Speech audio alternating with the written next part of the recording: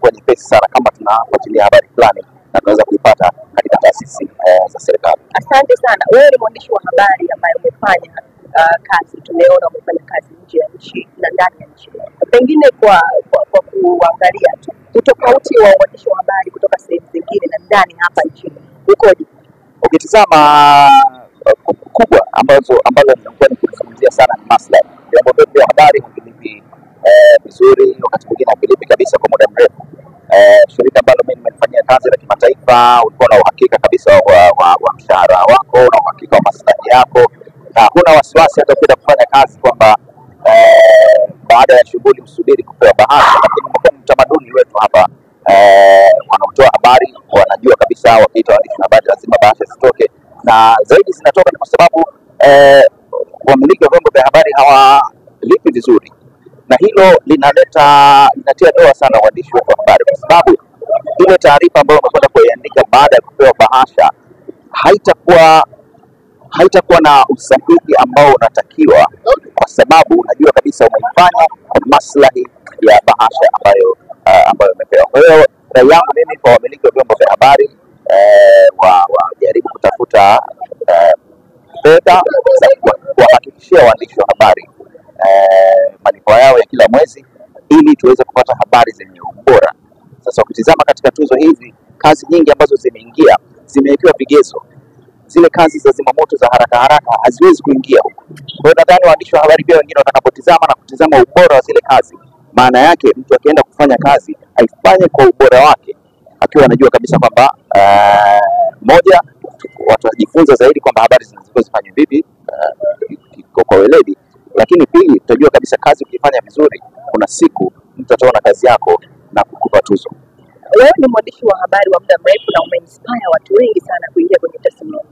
Pengine ningependa kujua ni changamoto gani kubwa uliwahi kupitia katika tasnia hii, lakini mpaka sasa hivi bado umesimama na bado unaendelea kufanya kazi? Mimi kazi, kwa sababu nilipata changamoto kabisa katika kazi yangu, kusema kweli, kwa sababu wanasema ukifanya kitu ambacho unakipenda huoni kama ni unafanya kazi. Kwa hiyo kwangu mimi sidhani kama nimepata changamoto yoyote. Kuna vitu vya kawaida vya kujifunza kila siku, lakini siwezi kuita changamoto, kwa sababu kazi ambayo unaifanya hii, ukienda kwenye asubuhi unaenda kutafuta habari, ukakutana na kibingi ambacho kinakuzuia usipate habari, unaweza kaita ile ni changamoto, lakini si changamoto.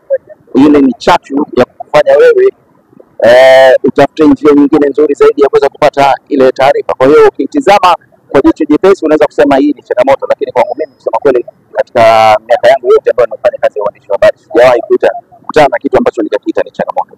Tuzungumzie uongozi wa Rais Samia ambaye leo hii ndio mgeni rasmi katika tukio hili la leo. Umeutathmini vipi katika kuinua uandishi wa habari? Ukitizama kusema kweli, katika kipindi cha miaka minne ambayo amekuwa madarakani, kabla ya hapo tulikuwa tunaona kabisa kwamba hali ya uandishi haikuwa nzuri sana. Naweza kusema kabisa kulikuwa na vyombo vya habari kufungiwa, waandishi kupata matatizo hapa na pale, lakini Dr. Samia Suluhu amekuja, vyombo vilivyofungiwa vyote vimefunguliwa, na mpaka leo hatujasikia chombo chochote kimefungwa. Angalia vichwa vya habari kwenye magazeti siku hizi, unaona vinatandika tu. Unajua natumia neno kutandika kwa sababu mhariri hafikiri mara mbili kuandika kitu cha habari anachofikiria, ukilinganisha pengine na miaka ya nyuma ambapo ulikuwa ukiandika kitu inabidi kupitia mara mbili kwamba hiki kinaweza kuletea matatizo, na huo ndio uhuru ambao waandishi wa habari wanataka. Sio kutukana watu, lakini unaandika hali halisi, unaandika kichwa cha habari bila ya kuwa na wasiwasi kwamba itakuletea matatizo yote. Kwa hiyo katika kipindi cha Dr. Samia Suluhu Hassan, kusema kweli, kama mwandishi wa habari naweza kusema kwamba hali imeimarika sana. Najua huwezi kupata kila kitu kwa 100%, lakini kusema kweli tunafanya kazi bila woga, tunafanya kazi bila wasiwasi, tunaandika taarifa bila kuwa na wasiwasi wote, tunafanya mahojiano na watu kada zote. Kwa hiyo kwangu mimi kusema kweli, Dr. Samia ameleta mabadiliko makubwa sana tangu alipoingia madarakani. Tukifanya kwa moyo wako wote, mafanikio lazima yaje. Mimi nimeifanya hii kazi kwa 100% kutoka moyoni kabisa, na bila shaka ndio maana nimefika hapa nilipo. Asante sana.